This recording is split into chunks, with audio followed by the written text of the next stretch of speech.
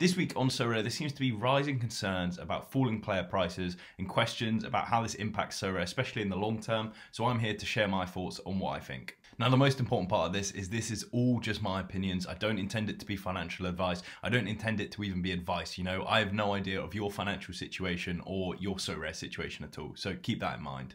In terms of my experience then, why would you want to listen to me or care what I think? You know, I consider myself quite well versed in financial markets, but by no means an expert.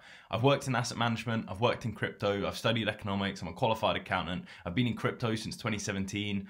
Then in addition to that, I've also been in Sorare for 2 years. So yes, I'm no expert, but I think I have enough grounds to make videos about it and talk about my general thoughts on the whole area really. Over the past 12 months on Sorare, it is undoubtedly the general trend of card prices is downwards. Now this on its own shouldn't really feature as a reason to be concerned. The reason for that is that we've seen so much increased supply this year. There's been more leagues involved, we've seen new sports get involved, and most noticeably, recently, we've seen the Premier League get involved, and that's obviously huge for both supply and, as I'll talk about later, market prices. Why this is important is because Sorare's success and your success on Sorare are not determined solely by card value, because you can win more cards that make up that value. In fact, I've spoken about before how I think over the course of the long term, the general trend of Sorare card prices should be downwards because every year the same amount of supply comes onto the system. But let's not divert this from the point, right? Falling player prices over the past year have definitely led to net losses for managers, you know, consistently good managers as well. The whole of the entire ecosystem of Sorare is on a net down for the year. And I can speak from my own experience. I'd say my gallery is about just over 50% down year on year, despite what I'd call a good year or maybe even a great year. I did have one first place finish. I've picked up multiple star awards. But for me, even in this position, I don't think it's time to panic. And I'll even stretch it further. I don't think it's time to lower auction rates. I don't think it's time for that at all. And I'll explain all of my reasoning in this video. In crypto and in Sorare, you see these early adopters and they make an absolute boatload of money because they're early to a project. This is kind of what I'd consider someone like YNWA. He was one of the first people on Sorare. Then you have the second wave of adopters, you know, maybe even someone like myself, right, where they're relatively early, but they're still not as early as someone else. But there's still good returns to be made if you know what you're doing. That's kind of where I consider myself. Then you have the next phase of people. Now these next phase of people have seen 2 phases of people all make great returns and they think, right, I can do that. And what this kind of causes is this massive bull run, this massive hysteria in the market where we've seen supersonic prices and we've seen completely irrational prices at the same time. People talk about the Gary Vee boom and how this was a really important moment for Sorare and how all the prices were overpriced. But I think we've seen irrational behavior in the Sorare market for over a year. The year before last, I would actually now consider that to be irrational pricing. Now, I'm not asking you to believe me in this. I'm just going to state my assumptions for why I think this was. So what I think we saw happen is that people had savings, people had stimulus checks, all post-COVID, and then on top of that, we also had a really thriving crypto market. You know, crypto prices were going absolutely nuts. And the absolutely key one, obviously to the Sorare ecosystem, is the Ethereum price. Why that is because that's the local currency of Sorare. Everyone deals in Ethereum. So if you're sitting with a balance of Ethereum, your purchasing power increases, but you will still be willing to buy cards at whatever, you know, Ethereum or whatever fiat price you put into the platform. So this drives prices up as people have more purchasing power and can go out and get the cards they want. But what's happened over the past year is this has taken a U-turn. The exact opposite effect is happening. Why this is happening, in my opinion, you know, governments are trying to tackle inflation, the global interest rate rises have happened, making risky assets much less appealing to most people. If you look across the markets, almost every sector of the market has seen massive dips this year. The S&P is down 25%, massive stocks, I'm thinking Netflix, I'm thinking Tesla, Zoom, all of these have had decreases of over 70%. And these are stocks, right? These are high value, massive companies that should be sturdy. They're not risky investments, or at least not risky compared to NFTs, Sorare, crypto, you know, all of that. And no, I'm not saying Sorare is an investment, right? Sorare is a game. But at the end of the day, it has investment traits to it. You do put money into it and it could make you money, it could lose you money, similar to an investment.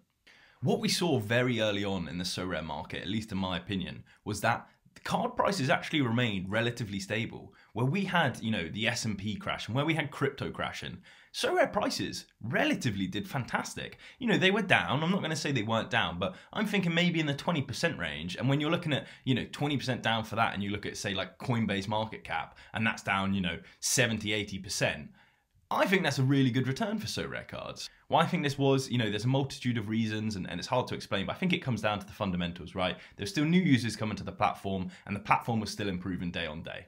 Now, if we bring this to the present day, that downward trend that I was talking about where cards were, 20% down and we were doing relatively well, has actually increased, maybe towards the 50 to 60% mark for most managers of a, reasonable sized gallery. And it's actually got worse very recently because of the Premier League launch. And this has confused and concerned quite a lot of users, which kind of drove me to make this video. The Premier League was the Holy Land, right? The thing we'd all been waiting for. Why are prices still down? Why is my gallery still at a loss? It doesn't make sense to me. This was the moment we have been waiting for. We've got it. What's going on?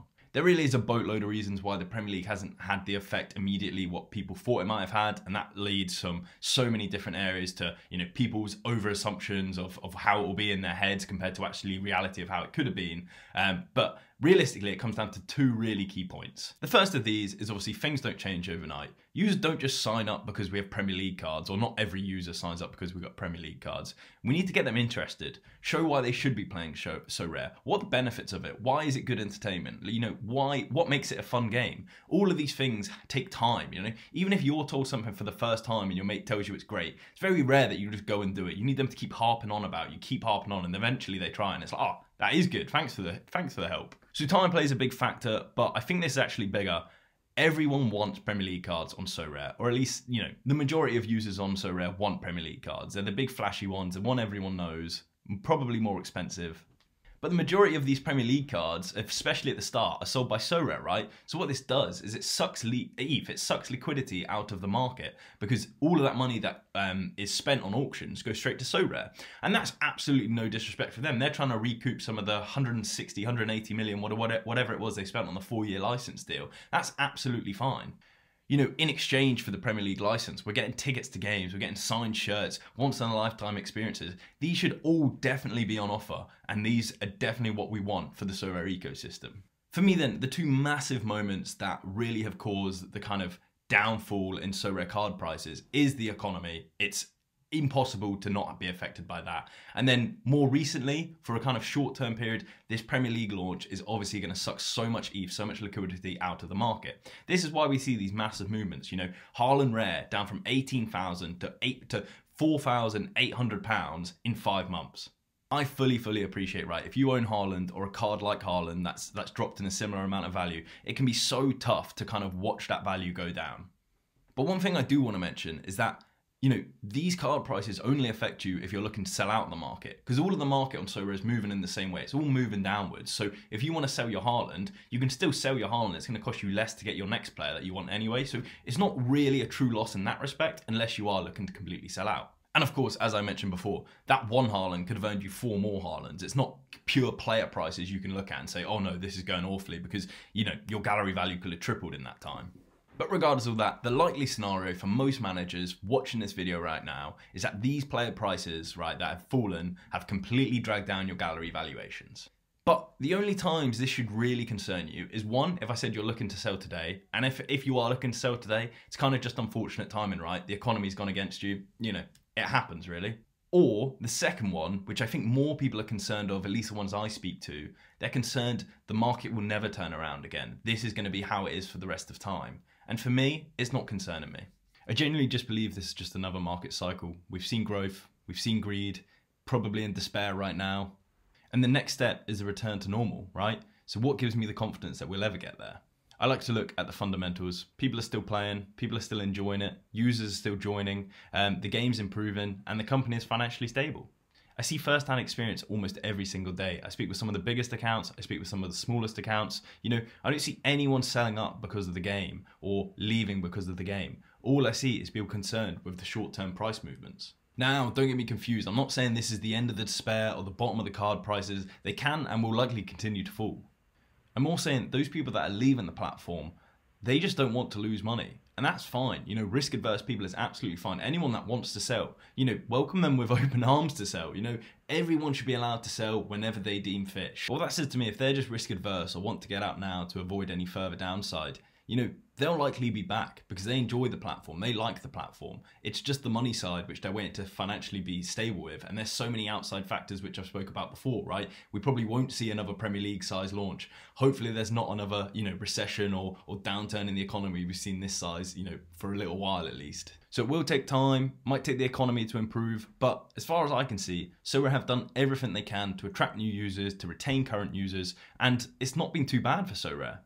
I just want to give a massive warning here, right? Whatever you deposit into Sorare, please do be prepared to lose absolutely all of it, just in case the worst case scenario happens. Any business can go out of, go bust essentially. It really shouldn't affect your mental health drastically. You know, that should be the type of thing you understand here. It is high risk, so, you know, don't make it even higher risk with your financial situation. I see calls to reduce the auction rate from Sorare, and I understand it. It's from people I trust, sensible people, but I really don't think it's the most important factor right now. What is more important? The financial sustainability of Sorare the business, or you feeling slightly happier during a market bear cycle? You know, it's obviously the Sorare financial sustainability, right? Plus, I just want to say, Sorare users have generally got off light, you know, in the kind of NFT space at least, or in the crypto space. I know solid NFT projects that are still building and, you know, a top tier really, are down 95%. You know, through no fault of their own. It's just kind of the market's gone against them and then people get scared, people get concerned. You know, it's completely normal to be down 60% on a gallery in a year. So to conclude, if you weren't thinking of selling up, I don't think this is the time you should be selling up because of short-term price movements. I genuinely believe this is just a market cycle. We're currently in a despair cycle. So yes, it's going to mess with you emotionally. That's kind of, you know, how it's meant to be. But if we get through this, the next step, and I believe it's coming, you know, sooner rather than later, is a return to norm. So stable prices. Now, I could be completely wrong here. I've definitely been wrong before, so don't take this as gospel, but I think this is the perfect time to advance, you know? Cards you never thought were achievable now come into a range where you're thinking, do you know what, maybe I can go out for that. Divisions you didn't think you could compete in now become available. This is honestly a time where maybe you should be accumulating cards and not selling cards. If you want a one-liner, if you're here for the long term, don't get bogged down by the short term. All the best to you. If you did like this video, please leave a like, please comment, and maybe even subscribe. Cheers.